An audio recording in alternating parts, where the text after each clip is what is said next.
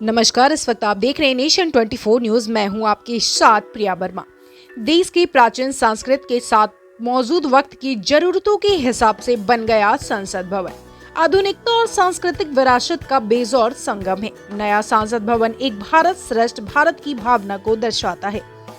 इस नए भवन के लिए प्रयुक्त सामग्री देश के विभिन्न हिस्सों से मंगवाई गई है। नए संसद भवन के निर्माण में देश के करीब करीब हर प्रांत की विशिष्ट वस्तुओं का उपयोग किया गया है। एक तरह से लोकतंत्र के मंदिर के निर्माण के लिए पूरा देश एक साथ आया। त्रिकोणीय आकार के 4 मंजिला नए संसद भवन का निर्माण क्षेत्र करीब 64,500 वर्ग मीटर है, जिसमें कुल 6 द्वार हैं, जिसमें 3 मुख्य द्वार, ज्ञान द्वार, शक्ति द्वार और कर्म द्वार। इसमें वीआईपी, सांसद और आगंतुक के लिए अलग अलग प्रवेश द्वार होंगे। लोकसभा कक्ष के राष्ट्रीय पक्षी मोर की अद्भुत कलाकृति तो राज्यसभा कक्ष में राष्ट्रीय पुष्प कमल की कलाकृति सदन के सौंदर्य को निखार रही है। करीब 1200 करोड़ रुपए की अनुमानित लागत से बनाए गए नए संसद भवन को लोकसभा कक्ष में 888 सदस्यों को तो राज्यसभा कक्ष में 345 सदस्यों की बैठने की क्षमता है। संसद के संयुक्त सत्र के दौरान लोकसभा कक्ष में 1280 सांसदों के बैठने की व्यवस्था है।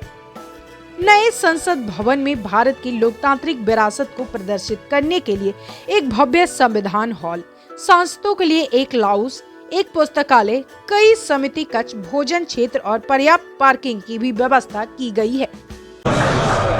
शिवाय नमः। हर हर महादेव। सबसे पहले विभिन्न आदिनम से जुड़े आप सभी पूज्य संतों का मैं शीश झुकाकर अभिनंदन करता हूं। आज मेरे निवास स्थान पर आपके चरण पड़े हैं, ये मेरे लिए बहुत सौभाग्य की बात है। ये भगवान शिव की कृपा है, जिसकी वजह से मुझे एक साथ आप सभी शिव भक्तों के दर्शन करने का मौका मिला है। मुझे इस बात की भी बहुत खुशी है कि कल नए संसद भवन के लोकार्पण के समय आप सभी वहां साक्षात आकर के आशीर्वाद देने वाले हैं। पूज्य संतगण, हम सभी जानते हैं कि हमारे स्वतंत्रता संग्राम में तमिलनाडु की कितनी महत्वपूर्ण भूमिका रही है। वीर मंगई वेलु नाचियार से लेकर मर्द भाइयों तक, सुब्रमण्यम भारती से लेकर नेताजी सुभाष चंद्र बोस के साथ जुड़ने वाले अनेकों तमिल लोगों तक हर युग में तमिलनाडु भारतीय राष्ट्रवाद का गढ़ रहा है। तमिल लोगों के दिल में हमेशा से मां भारती की सेवा की, भारत के कल्याण की भावना रही है। बावजूद इसके ये बहुत दुर्भाग्यपूर्ण है कि भारत की आजादी में तमिल लोगों के योगदान को वो महत्व नहीं दिया गया जो दिया जाना चाहिए था। अब बीजेपी ने इस विषय को प्रमुखता से उठाना शुरू किया है।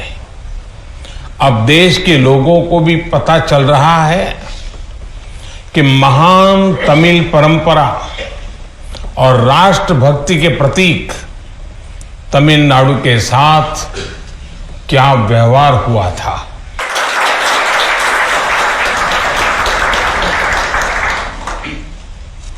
जब आजादी का समय आया,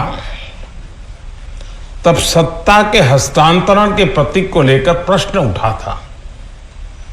इसके लिए हमारे देश में अलग अलग परंपराएं रही हैं, अलग अलग रीति रिवाज भी रहे हैं, लेकिन उस समय राजा जी और आदीनम के मार्गदर्शन में हमें अपनी प्राचीन तमिल संस्कृति से एक पुण्य मार्ग मिला था। ये मार्ग था सेंगोल के माध्यम से सत्ता हस्तांतरण का।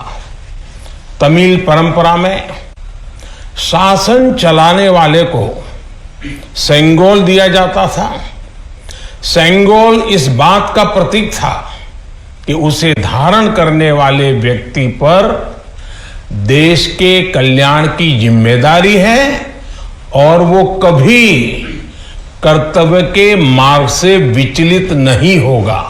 सत्ता हस्तांतरण के प्रतीक के तौर पर तब 1947 में 1947 में पवित्र तिरुवावड़ुतुरई आदीनम द्वारा एक विशेष सेंगोल तैयार किया गया था। आज उस दौर की तस्वीरें हमें याद दिला रही हैं कि तमिल संस्कृति और आधुनिक लोकतंत्र के रूप में भारत की नियति के बीच कितना भावुक और आत्मीय संबंध रहा है। आज उन गहरे संबंधों की गाथा इतिहास के दबे हुए पन्नों से बाहर निकलकर एक बार फिर जीवंत हो उठी है। इससे उस समय की घटनाओं को समझने का सही दृष्टिकोण भी मिलता है और इसके साथ ही हमें यह भी पता चलता है कि सत्ता के हस्तांतरण के इस सबसे बड़े प्रतीक के साथ क्या किया गया। मेरे देशवासियों, आज मैं राजा जी और विभिन्न आदीनम की दूरदर्शिता को भी विशेष तौर पर नमन करूंगा। आदीनम के एक सेंगोल ने भारत को सैकड़ों वर्षों की गुलामी के हर प्रतीक से मुक्ति दिलाने की शुरुआत कर दी थी। जब भारत की आजादी का प्रथम पल आया, आजादी का प्रथम पल, वो क्षण आया, तो ये सेंगोल ही था जिसने गुलामी से पहले वाले कालखंड और स्वतंत्र भारत के उस पहले पल को आपस में जोड़ दिया था। इसलिए इस पवित्र सेंगोल का महत्व सिर्फ इतना ही नहीं है कि ये 1947 में हस्तांतरण का प्रतीक बना था। इस सेंगोल का महत्व इसलिए भी है क्योंकि इसने गुलामी के पहले वाले गौरवशाली भारत से, उसकी परंपराओं से स्वतंत्र भारत के भविष्य को कनेक्ट कर दिया था। अच्छा होता कि आजादी के बाद इस पूज्य सेंगोल को पर्याप्त मान सम्मान दिया जाता, इसे गौरवमय स्थान दिया जाता, लेकिन ये सेंगोल प्रयागराज में आनंद भवन में वॉकिंग स्टिक यानी पैदल चलने पर सहारा देने वाली छड़ी कहकर प्रदर्शनी के लिए रख दिया गया था। आपका ये सेवक और हमारी सरकार अब उस सेंगोल को आनंद भवन से निकाल कर लाई है। आगे की तमाम खबरों के लिए जुड़े रहें नेशन 24 न्यूज के साथ। नमस्कार।